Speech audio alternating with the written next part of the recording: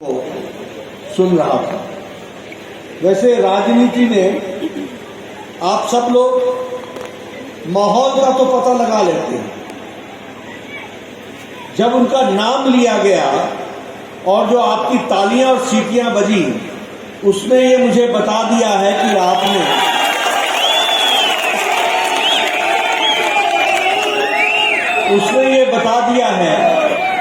कि आपने भरपूर दोनों हाथों से उनको आशीर्वाद देने का मन बना लिया है। वो किया है, जो कहेंगे वो करेंगे, ये ताकत लेकर के हम करते हैं। ये खाते खुलवाने से क्या होगा? खाते खुलवाने से क्या होगा? मैं यहां आप लोग सब पढ़े लिखे लोग हैं, गांव गांव में जाएंगे तो मेरी बात सुना देना लोगों को। तो श्रीमती इंदिरा गांधी ने बैंक को राष्ट्रीयकरण, नेशनलाइज 1971 में किया था, लेकिन बैंक के खाते 2014 तक सिर्फ 3.25 करोड़ लोग ही ऐसे थे जिन्होंने खाते खुलवाए थे और बैंक की दहलीज को पार किया था। 130 करोड़ की जनता में सिर्फ 3.25 करोड़ लोग थे जो बैंक की सुविधा के पास पहुंचे। ये जीरो अकाउंट पर बिना पैसे दिए हुए जनधन का खाते खुलवाने का, गरीब के मर्म को समझने का मोदी जी ने जो निश्चय किया, आज देश में 45 करोड़ जनधन खाते हैं, ये भी हमको याद रखना चाहिए। क्या ये सच्चाई नहीं थी?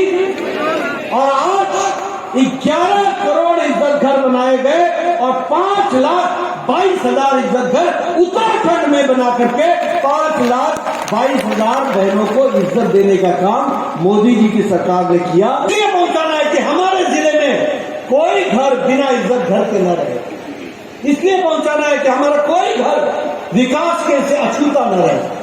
ये हमको याद रखना चाहिए। आजकल मोदी जी ने उज्ज्वला के माध्यम से 9 करोड़ 97 लाख यानी 10 करोड़ बहनों के घर में गैस का चूल्हा पहुंचाया है और उत्तराखंड में भी 3,65,000 चूल्हे दिए गए हैं। अब 5 बजे सुबह भारत दुनिया का सबसे बड़ा हेल्थ कवर का प्रोग्राम है, जिसको हमको याद रखना चाहिए।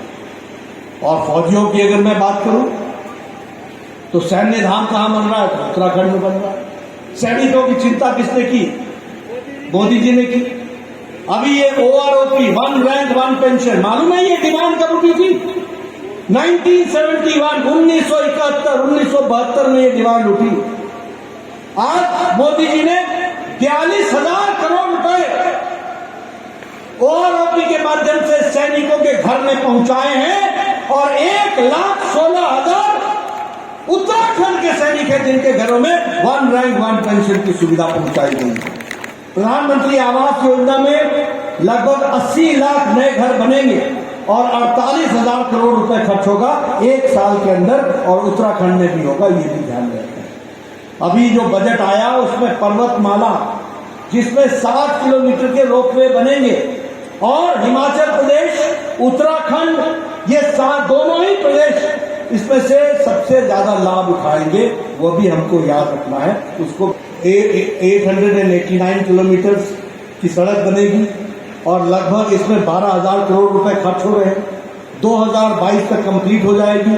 केदारनाथ, बद्रीनाथ, गंगोत्री, यमुनोत्री, इनको जोड़ेगी। ऑल वेदर रोड होगा। आप बताइए, इस रोड से उत्तराखंड का भविष्य आगे बढ़ेगा कि नहीं बढ़ेगा? मित्रों, यह सिर्फ सड़क नहीं है, यह विकास की गंगा है। याद रखना, यह विकास की गंगा।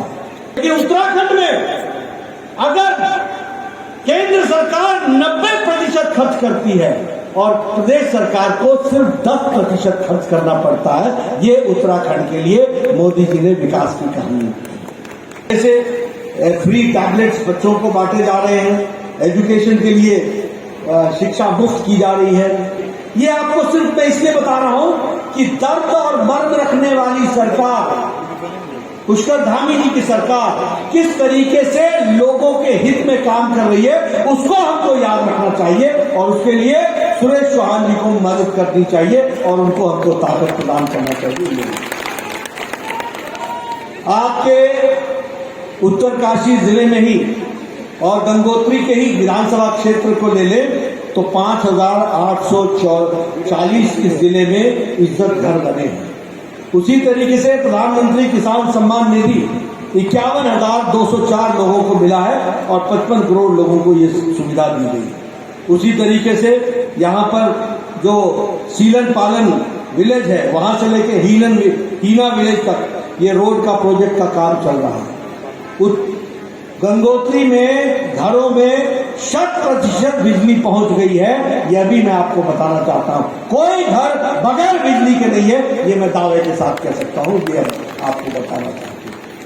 अब आप कांग्रेस के आजकल जहां जाते हैं मंदिरों के दर्शन करते हैं, आरती करते हैं, कोई गंगा आरती करता है, कोई यमुना आरती करता है। ये वो लोग हैं जिन्होंने राम जन्मभूमि के मंदिर को बनाने में लटकाने, अटकाने और धक्काने का काम किया था कि नहीं किया? आजकल चंदन लगा करके कैमरे के सामने आकर के भाषण दे रहे। मित्रों, ये हाथी के दांत खाने की और है, दिखाने की और। ये मुझे बड़ी खुशी होती है कि चलो आपको भारत की संस्कृति याद तो आई, मंदिरों में जाना तो शुरू किया, यह भी सिखाया तो भारतीय जनता पार्टी ने आपको सिखाया, यह भी आपको याद रखना।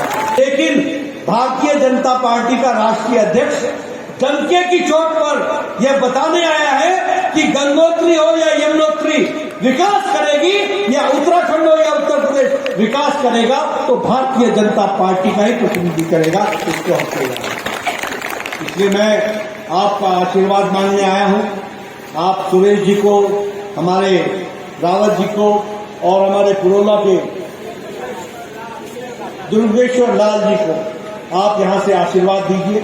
आपके रिश्तेदार अन्य जगहों पर भी होंगे, सबको आप बोलिए कमल ही कमल, कमल ही कमल, हर जगह कमल ही कमल फैलाइए। और मैं आपको विश्वास दिलाता हूं कि भारतीय जनता पार्टी के एक अध्यक्ष के नाते आदरणीय मोदी जी के नेतृत्व में देश जिस तरक्की के साथ आगे बढ़ रहा है, उसमें अगला दशक उत्तराखंड का है, उत्तराखंड का विकास होगा।